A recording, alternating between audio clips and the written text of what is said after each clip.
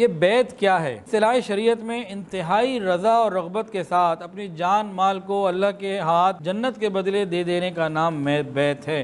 ان اللہ اشتری من المؤمنین انفسهم واموالهم بان لهم الجنہ۔ میں نے بیعت کی بھی ہے اپنے شیخ سے، حضرت پیر حافظ ذوالفقار احمد نقشبندی دامت برکاتہ العالیہ سے۔ ہمارا جو سلسلہ عالیہ نقشبندیہ ہے۔ بعض لوگ اس بیعت کے بارے میں سوال کرتے ہیں، عجیب و غریب بات کرتے ہیں، وہ کم علمی کی باتیں ہوتی ہیں۔ اس وقت حالات ایسے ہیں کہ کچھ لوگ بیعت کو فرائض سے بھی آگے لے گئے اور کچھ لوگ بیعت کی نفی میں اتنے ہوئے ہیں کہ اس کی حقیقت سے بھی انکار کر گئے۔ قرآن و حدیث کے اندر بیعت کی مختلف اقسام آئی ہیں اور یہ سب قرآن و حدیث سے ثابت ہے۔ یہ بدعت نہیں، عین سنت ہے، اور اس سنت کا تعلق نبی علیہ السلام کی زندگی سے ہے۔ نبی علیہ السلام نے مختلف قسم کی بیعتیں لوگوں سے لیں۔ ایک تو تھی بیعت اسلام، جب کوئی دین اسلام میں داخل ہوتا تو بیعت اسلام لی جاتی، اس پہ تو کوئی کسی کا اختلاف نہیں۔ دوسری ہے بیعت جہاد، جیسے حدیبیہ کے موقع پہ لی، اس پہ بھی کسی کا کوئی اختلاف نہیں۔ ایک ہے بیعت ہجرت، اس پہ بھی کوئی اختلاف نہیں۔ آج جو ہماری بیعت ہے، اس کہتے ہیں اس کا کیا ثبوت ہے؟ تو اس کے دو ثبوت سن لیجئے۔ ایک تو بخاری شریف میں اور مسلم شریف میں متفق علیہ حدیث ہے،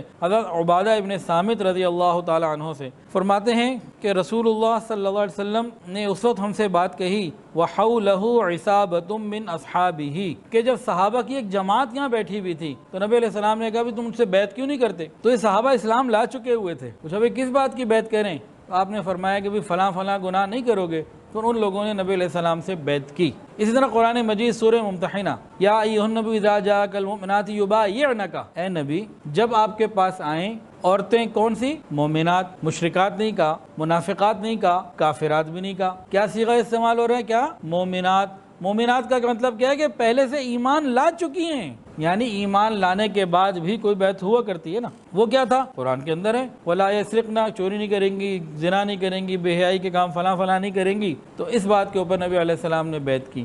اس کو بیعت توبہ کہتے ہیں، اور یہ جو مشائخ نے سلسلہ جو جاری کیا ہوا ہے نبی علیہ السلام کی سنت ہے، تو اس میں کوئی غلط اور بری چیز نہیں، اتباع سنت میں ہی ہے، اور اس کے لیے فائدے ہی فائدے ہیں۔